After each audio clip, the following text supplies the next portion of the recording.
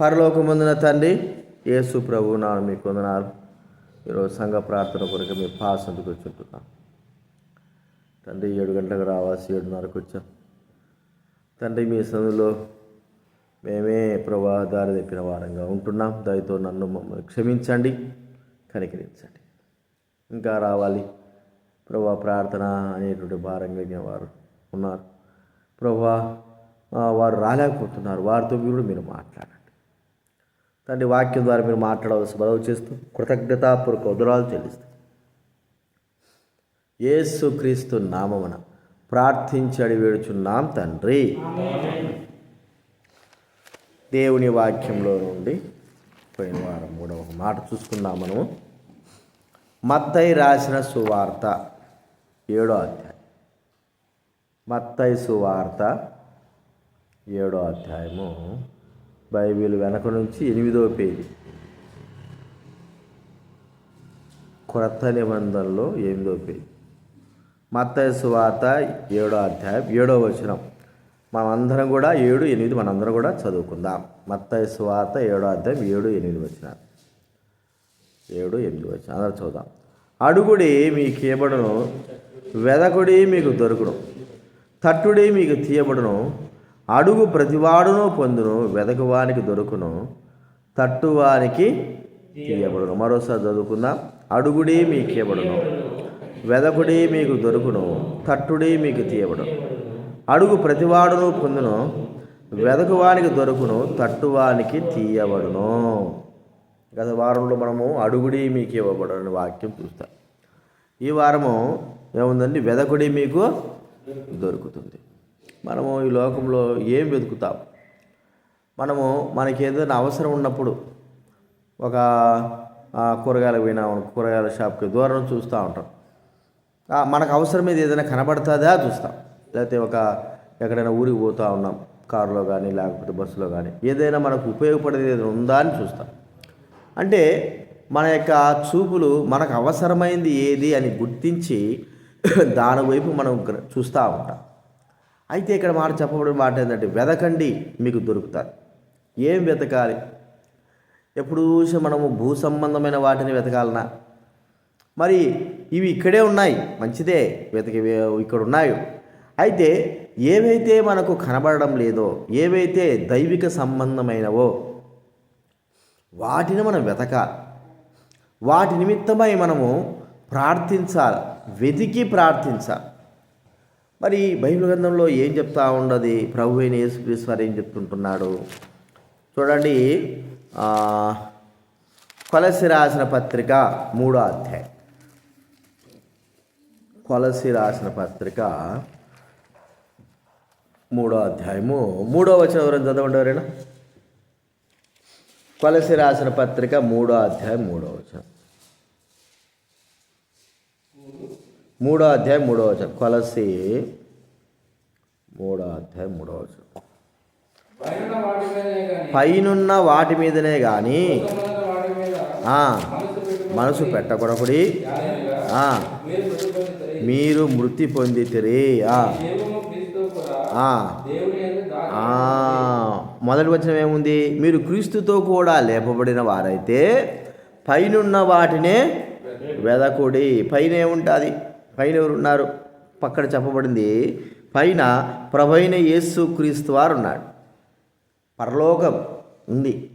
పరలోకంలో ప్రభువైన యేసుక్రీస్తు వారు ఆశీనుడై ఉన్నాడు. తండ్రి దేవుడు ఉన్నాడు. ఆ యొక్క రాజ్యం ఉంది. కాబట్టి పైనున్న వాటిపైన ఒక మాట మనం చెప్పుకోవాలంటే భూ సంబంధమైనవి నశించిపోయేవి, వాటిపైన మనము దృష్టి ఆలోచన ఉంచకూడదు అని ప్రభువు ఇక్కడ మనకు చెప్తా ఉంటున్నాడు. చాలా వరకు మత్తయి సువార్త 6వ అధ్యాయంలో యేసుక్రీస్తు వారు చెప్పిన మాట ప్రకారంగా మనుషులమైన మనం వస్త్రాల కొరకు, తిండి కొరకు, ఇక పలు విధాలైనటువంటి అవసరతల కొరకు వాటిని మనం వెతుకుతూ ఉంటాం కదండి. వాటిని వెతుకుతూ ఉంటాం కదండి. ఇక్కడ మనం చూస్తూ ఉంటే తిండి కొరకు ముందు పరలోక సంబంధమైన వాటి. ఏది పరలోక సంబంధమైనది? దేవుడు పరసంబంధమైనటువంటి ఏది నిలిచి ఉండేది పరసంబంధం, దానిపైన దృష్టి ఆలోచన ఉండాలి. నేను ఎలాగా ఈ పరలోక రాజ్యంలోకి వెళ్ళాలి, ఈ పరలోక రాజ్యానికి వెళ్ళడానికి కొరకై నేను ఏం చేయాలి, ఎలా నడవాలి, ఆ పరలోక రాజ్యంలో నేను ఎలాగా స్థానం సంపాదించుకోవాలి, ఆ పరలోక రాజ్యంలో ఆ దేవుని దగ్గర నేను ఏ స్థానంలో నిలిచి ఉండాలి, నాకంటూ నేను ఏమి మరి ఆ స్థానంలో నిలిచి ఉండడానికి ఏమి చెయ్యాలని దీనిపైన మన దృష్టి ఆలోచన ఉండాలి. కొంతమందికి ఈ భూలోకంలో వృద్ధాప్యం వచ్చే లోపల ఏదో ఒకటి చెయ్యాలా, ఎట్లా ఒకటి సంపాదించుకోవాలా, ఎలాగో మంచిగా స్థిరపడాలా, ఒక స్థానంలో ఉండాలని ఆలోచనే మంచిదే. ఈ భూలోక సంబంధం మంచిది, కానీ ఈ భూలోక సంబంధమయ్యేటి మరి ఒక దినాన్ని నశించిపోతాయి. ఒక్కోసారి వాటిని మనం అనుభవించలేం, వాటి వలన మనకు ఎటువంటి ప్రయోజనము లేదు. ఇవి నశించిపోయేవి, మట్టిలో కలిసేవి. కానీ వాటిపైన మన దృష్టి ఆలోచన ఉంచడం ద్వారా మన సమయం వ్యర్థమైపోతుంది, మనం చేసిన ప్రార్థన వ్యర్థమైపోతుంది, అంత వ్యర్థమైపోతుంది.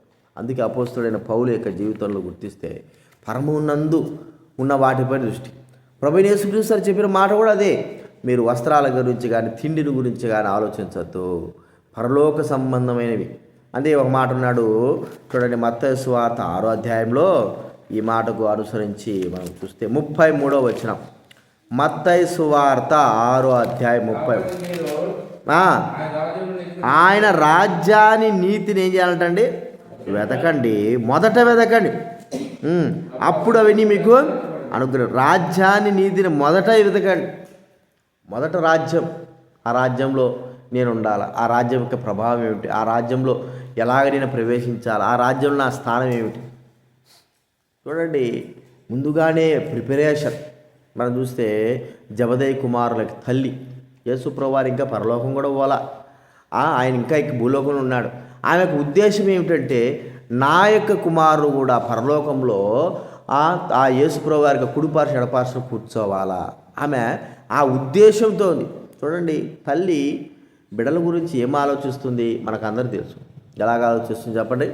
ఈ లోకంలో బాగా మంచిగా తినాలా, మంచిగా ఉండాలా, ఒక మంచిగా జీవించాలా, ఇంకా మంచిగా చదువుకోవాలా, ఉన్నత స్థితిలోకి రావాలా, చివరికి మంచి అందరి చేత మంచి పేరు అనిపించుకోవాలా, మంచి ఉద్యోగం చేయాలా, మంచిగా డబ్బు సంపాదించాలా అనేటువంటి అందరికంటే అందరికంటే అందరికంటే అందరికంటే ఆలోచనలతో తల్లి అనేది మనం చూస్తూ ఉంటాం. అయితే ఈ తల్లి ఆలోచన ఏంటి? భూలోకం విషయమై ఏది ఆలోచించడం లేదు ఆమె ఆలోచన. తమ బిడ్డల విషయమే ఆమె ఆలోచించే అంటే పరలోకంలో నువ్వు వెళ్తావు, నీ రాజ్యంలో నీ కుడివైపున ఒకడు ఎడవైపున ఉండేటట్టు సహాయం చేయి. ఆమె ఉద్దేశం ఎట్లా వెళ్ళిపోయింది? పర సంబంధంగానే ఉంది, భూ సంబంధంగా ఎంత మాత్రం లేదు. ఇప్పుడు మన ప్రార్థనలో కూడా భూ సంబంధమైన వాటిపైన మనం ఎక్కువగా దృష్టితో ప్రార్థన చేస్తే వాటి వల్ల ప్రయోజనం ఏమిటి? పర సంబంధంగా మనము అక్కడ వెళ్ళవలసిన వారు కాబట్టి వాటి కొరకే మనం సిద్ధపరచుకోవడానికి కొరకే ఇక్కడ మనము ప్రార్థన చేయాలి. పర సంబంధంగా వెళ్ళడానికి ఇక్కడ సిద్ధపాటు కలిగిన వారంగా ఉండడానికి కొరకై ఏ సిద్ధపాటు చేసుకోవాలో వాటిని దేవుడు సహాయం చేయటం, వాటి నిమిత్తమే మనము వెతకాలా. కాబట్టి ఇక్కడ మనం చూస్తా అంటే పర సంబంధమైన వాటిపైన మనము దృష్టి ఉంచాలని ఇక్కడ చెప్తాడు. ఇంకా అంతవరకు చూడండి, ఒక మాట యోహాను సువార్త 6వ అధ్యాయం. యోహాను సువార్త 6వ అధ్యాయము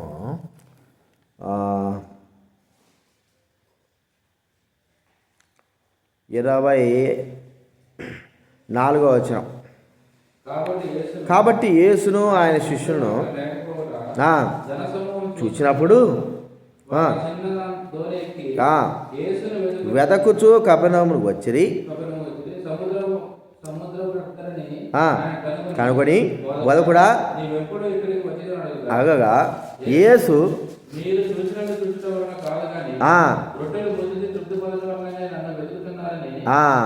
చూడండి, సూచనలు చూడడానికి కాదు. అరే దేవుడు ఏదైనా కార్యం చేస్తే ఈ గొప్ప దేవుని యొక్క మహిమను చూడాలా. ఆయన మరి హేరోదు అట్లాంటోడే ఆయన ఏదైనా ఒక కార్యం చేస్తే చూడాలనుకున్నట్టు ఉన్నాడు. ఈ ప్రజలు ఎలాగ ఉద్దేశం ఉంది, ఒకరిగా ఇద్దరు అందరూ ఉద్దేశాలు ఒకటే మాట చెప్తుంటాను. మీరు సూచనలు చూసడం వల్ల కాదు, నేను పెడితే రోజు 3 పూటలు తినడానికి ఉచితంగా ఉండడానికి వచ్చినారు మీరు, అంటే తిండి కొరకే మీరు వచ్చారు. సూచనలు ఎందుకు? సూచనలు ఏమిటి? అవి సూచనలు చూడడంతో మరి చేయడం ద్వారా ఏమిటి అంటే సూచనల యొక్క కార్యం ఏమిటంటే ఆయనకు అద్భుతములు. యెహోవా మనకు ఒక గొప్ప కార్యములు చేశాడు. చూడండి, ఆ గొప్ప కార్యాలు చూడాలని కాదు కానీ తిండి ఉంటే సాల్లే అన్నట్టుగా కదండి. చూడండి 100 కీర్తన గ్రంథంలో మనం చూస్తే కీర్తన గ్రంథం 126వ కీర్తన 2:3. కీర్తన గ్రంథం 126 2:3.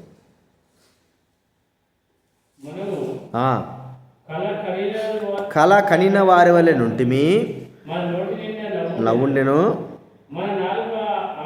జ్ఞానముతో నిండి ఉండెను. గొప్పకారం చేసిన అన్నిజనులు చెప్పుకొనిరి. యెహోవా మన కొరకు గొప్ప కార్యములు చేసి ఉన్నాడు, మనము సంతోషభరితులమైతే. గొప్ప కార్యములు చేసి ఉన్నాడు, సూచక్రియలు అద్భుత కార్యాలు చేశాడు.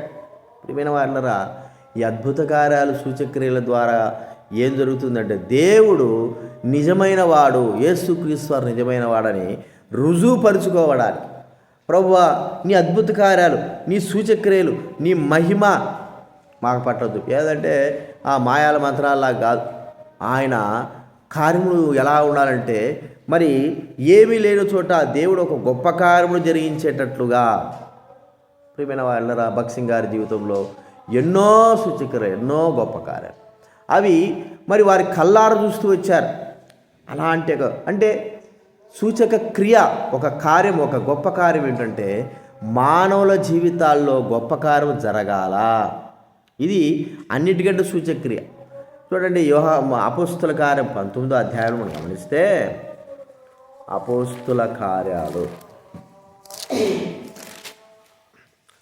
19వ అధ్యాయము 17వ వచనం నుంచి చదవండి ఎవరైనా.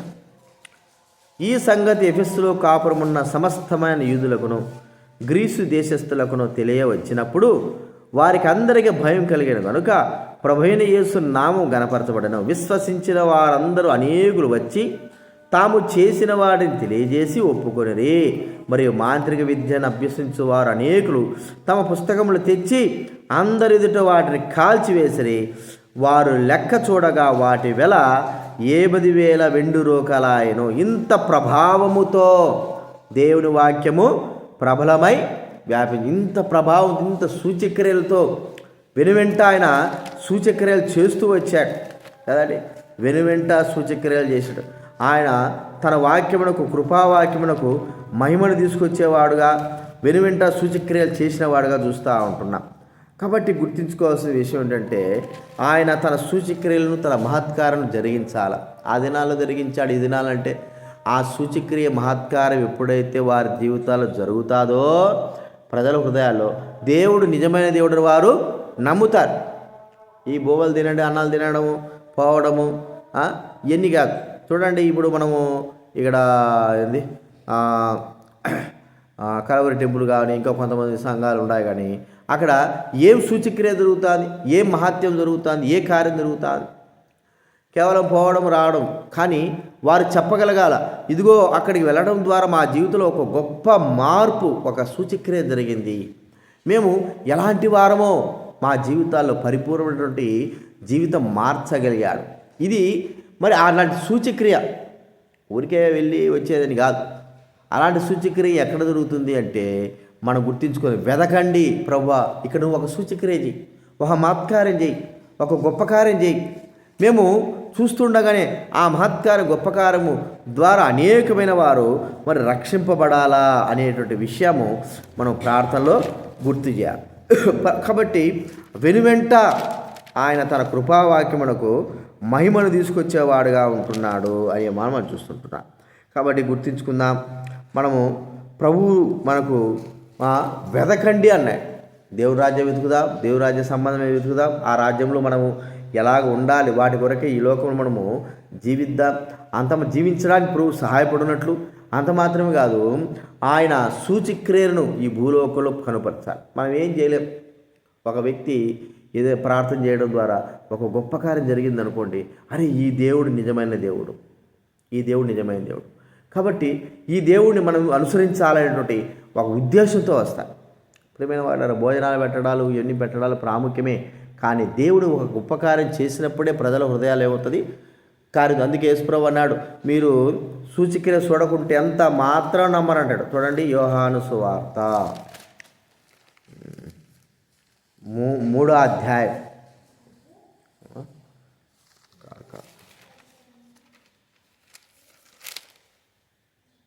4:48 యోహాను సువార్త 4:40 చదవండి. యేసు సూచక్రియలను మహత్కార్యములను చూడకుంటే యేసు సూచక్రియలను మహత్కారము చూడకుంటే మీరంత మాత్రము నమ్మరనతనితో చెప్పారంటే సూచక్రియలు మహత్కారాలు చూసినప్పుడు చూడకుండా నమ్మిన వారు ధన్యులు, అయితే చూస్తేనే నమ్ముతా అన్నారు. ఆ సూచక్రియ చేస్తే మంచిదే కదా. దేవుడు ఆ సూచక్రియ ద్వారా అనేకమైన వారు రక్షణలోకి వస్తారు కదా. అది ఏ సూచక్రియ ఉండాలా? వాళ్ళు ఇష్ట ప్రకారంగా ఎట్టరంపి పురుగులు పడి లేకపోతే డబ్బులు గురిపించు ఇవన్నీ కాదు. ప్రజల హృదయాల్లో సూచక్రియ అంటే ఏంటంటే మనసులు మార్చబడి భవిష్యత్తులో వారు మరి దేవుని యొక్క కార్యములు కల్లారు చూసేటట్లుగా ఆశ్చర్యపోయేటట్లుగా వారిని దేవుడు రక్షించినట్లు వారి హృదయాలు కార్యం జరగాలి. ఇది ఒక గొప్ప సూచక్రియ. అది ఎలాగ జరిగిందంటే అది అర్థం కాని రీతిలో మనిషి యొక్క మనసు మార్చబడే రీతిలో అది మనం చూడాలి. అని ఈ వ్యక్తిని నేను మరి చూస్తాననుకోలేదు, ఈ వ్యక్తి ప్రభు దగ్గరకు వస్తాడనుకోలేదు, ఈ వ్యక్తులు ఇంత మార్పు జరుగుతుంది అనుకోలేదు అనేటువంటి విధం అది ఒక సూచక్రియ. అలాంటి యొక్క సూచక్రియ ప్రజలలో అంత మాత్రం కాదు, గ్రామాలలో కూడా. ఈ గ్రామంలో మరి ఒక సూచక్రియ ఏమిటి అంటే ఈ గ్రామం ఎప్పటికీ మరి సువార్తను అంగీకరించదు, అందరూ తరిమేస్తారు. అయితే ఈ గ్రామంలో మరి సువార్త వినిపింపబడిందంటే ఏదో ఒక సూచక్రియ జరిగింది. అది దేవుడి కార్యం, దేవుడి ద్వారానే అది జరుగుతుంది. కాబట్టి అలాంటి సూచక్రియలు జరగడానికి కొరకే మనం వెతకాలి. సూచక్రియలు జరిగి ప్రభువును విశ్వసించేటట్లుగా మనం ఏం చేయాలి? ప్రార్థన చేయాలి. కాబట్టి వెతకండి మీకు దొరుకుతుంది, తట్టండి మీకు తీయబడుతుంది. కాబట్టి వెతికి రాజ్యం వెతుకుదాం, దేవుని కార్యాలు వెతుకుదాం, సూచక్రియలు ప్రభువును సూచక్రియలు చేయాలని మనం వెతుకుదాం. ప్రార్థనలో గుర్తించుకో, భౌతిక సంబంధమైంది కాదు, ఆత్మ. మనం అనుకుంటాం ఎట్లా సూచక్రియ అంటే ఈ వ్యక్తికి దేవుతంలో ప్రభు సంధికి రాడు, ఏదో ఒక కార్యం చేస్తాడు, ఇంత ఆశ్చర్యం ఏమిటి? నేను అనుకునేది ఒకటి, జరిగింది ఒకటి. ప్రియమైన వాళ్ళ లోకంలో ఎంతోమంది ఉన్నారు, వారందరూ కూడా ప్రభు నుండి విశ్వాసం ఉంచి వారి మనసులు మార్చబడి దేవుడు వాళ్ళ హృదయాల్లో ఒక గొప్ప సూచక్రియ చేయనట్లు మనం ప్రార్థనలో గడపాలి. ఈ విషయాలు జ్ఞాపకం 2 విషయాలు చాలు. వెతకండి మీకు దొరుకుతుంది. పరలోక సంబంధమైన వాటి విషయమై వెతుకుతూ వాటిని ఎలాగ మనం జీవించాలా, ఎలాగ వాటి కొరకే మనం మరి వాటిని స్వతంత్రించుకోవాలా అన్న వాటి విషయమే మనం ప్రార్థన చేయాలా. రెండవదిగా ప్రభు యొక్క సూచక్రియ భూలోకంలో జరగాల.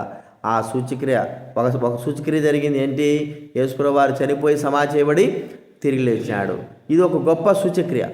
ఈ సూచక్రియ ప్రజల హృదయాల్లో కానీ పనిచేసిందంటే, హృదయాల్లో దేవుడు కార్యం చేస్తే అనేకమైన వారు నమ్ముతారు. కాబట్టి సూచక్రియ చూడకుంటే ఎవరు కూడా నమ్మరు. కానీ ప్రజలు దేని నిమిత్తమే చూస్తున్నారు? భౌతిక సంబంధమైనది జరగాల, భౌతిక సంబంధమైనటువంటి విషయాలు అలాగా ఉంటేనే నమ్ముతామన్నట్టుగా అట్టడుగా ప్రభు వాళ్ళ హృదయాలలో జరిగే కార్యం, దాని విషయం మనం ప్రార్థనలో గడుపుతాం. ఈ విషయాలు జ్ఞాపకం పెట్టుకుందాం, ప్రార్థన చేసుకుందాం.